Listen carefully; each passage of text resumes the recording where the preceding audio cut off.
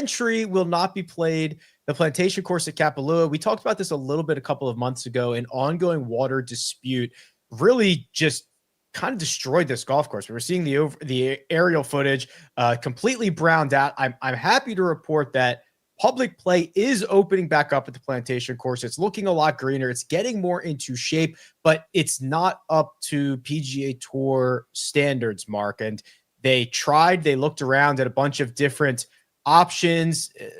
Maui is only so big. Hawaii is only so big. You've got to have infrastructure. You've got to have everything else that goes into a PGA Tour event. They could not get the job done. So it's actually going to be the Sony Open that leads off the 2026 calendar. Yeah, it's sort of quite sad because the Sentry is such a great event. And I've been there, so I'm very fortunate. But the one thing about watching that event, and you can see there, what the fairways look like right now. And then you've got the straight there with Molokai on the other side, which is gorgeous.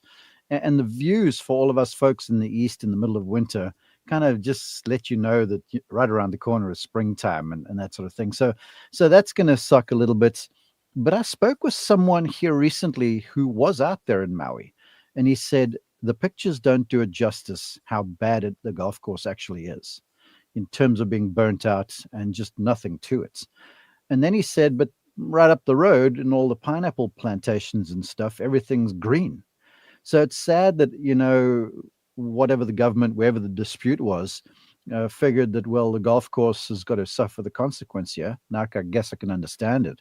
And it's something to bear in mind for something down the road, because water is such a valuable commodity and very green golf courses demand a lot of water. So this does hurt. It stings for many reasons. This golf tournament had a big impact on the charities around the area. If you think of just down the road, I'm slipping my mind now, when they had that huge fire, the name of the little town, which was gorgeous. So Lahaina. I was thinking of Lanai. Yeah, Lahaina. And it's sad now that the PGA Tour won't be able to bring money there, but I am certain that Sentry and the folks will do something still to try and make some sort of charitable contribution to the area, because this event does a lot for everything around there. And everyone needs to be commended on the job they normally do. We're going to miss it this year, but hopefully next year it'll be back. Fingers crossed. Fingers crossed indeed. Now, there is a little bit of pessimism. I just say a little bit, Greg. The real pessimists are concerned about this because they look at, the Sentry not happening this year. I believe that Sony is only scheduled to be a title sponsor through this year or through next year. So there is not a long-term deal there. And when you start talking about the considerable costs it takes to play two events on an island, 3,000 miles away from the West Coast, there is a concern that maybe this Hawaiian opening swing just doesn't exist in the future. Well, look, things change. I am not a pessimist about it. Sony's been around for so long. I have a hard time imagining they're not going to get something done. And this event with Sentry, they have a contract that goes through, I believe, 2031. So there's it's 2035, but you're absolutely 2035, right? So there's some significant time there, and does Sentry really want to leave?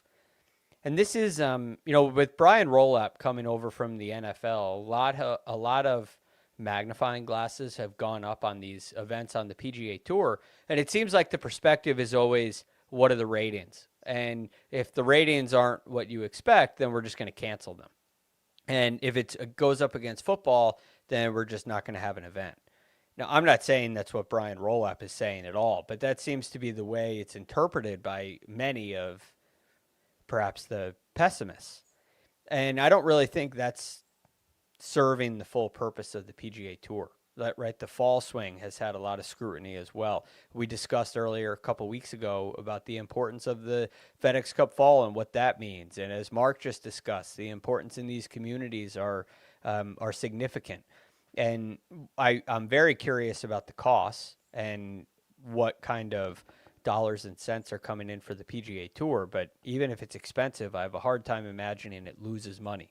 These events lose money. So my hope is that golf stays in Hawaii. I think it's a great spot to open the PGA Tour season.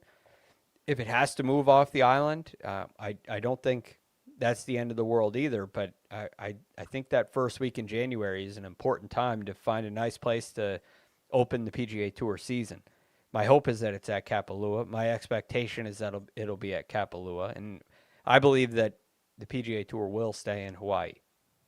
You know, Rick, Greg brings up a really good point there about the magnitude of a PGA Tour event and what it takes. Now, quickly to Waialae, which is just a beautiful old course there outside of Honolulu, or very close to Waikiki. And Sony has been a sponsor there for now, I think they're entering their 29th year. And when I was there in person, I was astounded at the huge Sony presence. And they've got a beautiful hotel there right on the beach, and a lot of Sony clientele come over there. And it's essentially a great way to kick off the year, a great way for Sony to entertain people, a great way for people to sort of get away from the humdrum and sort of start off with a little bit of that aloha spirit a little bit. And so I can't really see Sony going away, even though they may be in negotiations. Sentry having the long-term contract is a good idea, but on the island of Maui, in terms of big resorts where you can accommodate something like this, they're few and far between. So perhaps if it stays in the islands, it moves somewhere else. But as far as I'm concerned, the whole Kapalua area is just gorgeous, and there's so much room for TV people, for Sentry and guests, for players and families. So it is really my hope that somehow this water thing gets figured out, and that we get to go back there in 2027, because it is a tremendous kickoff to the year. And it's a great way to sort of celebrate the champions and now the top 30 and whoever else qualifies, because it's just an incredible trip. It's a long trip, but it's incredible to start the year out there. Sony has been a title sponsor since 1999, so 26 years. It's one of the longest running sponsorships on the PGA Tour. According to Google and Google AI's results, there is a title sponsor. The longest dates back to 1986. Any guesses at who that sponsor? Well, Shell was for the longest time. Yeah, that doesn't exist anymore. Yeah, Used to be the Houston Open most recently. John Deere. Very good guess. That is the second longest. 1986, you said. I know. Yeah. Title sponsor, same event? Was it moved around? I believe it's the same event, but here's the thing. The name of the company has changed, which might be...